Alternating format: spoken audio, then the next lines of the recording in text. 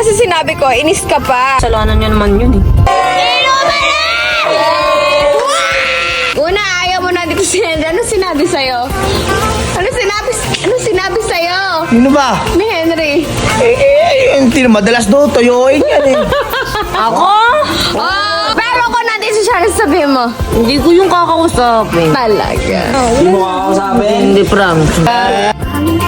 流星划过窗台，我想起光的。 Laruin mo daw yung game niya. Susuyo ka kasi, wala kang flowers. Saan ka pupunta? Doon yung exit, oh. Wait lang! Maalog. Bili ka ng rose. Yun yung favorite niya. Mo sasabihin sa kanya na sinabi ko sa'yo. Saan ako bibili ng roste? Tagaytay. Maghanap ka sa Tagaytay. Diyan natin. Sa kwarto pa rin. Roses nga.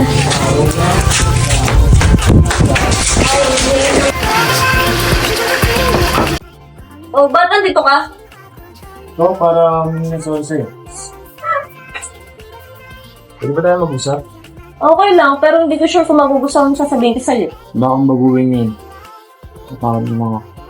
Lahat naman ng tao nagbabago, di ba? Pwede mo patapusin mo muna ako? Alam mo, ganit pa akong taripay. Para lang mabili itong bulaklak. 5 oras ang inabot ko doon kakahanap.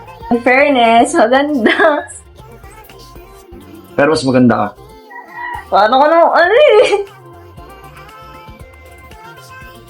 Alam mo, may respeto ako. Gusto ko pa. Pwede bang ituloy ko yung paniligaw ko sa'yo?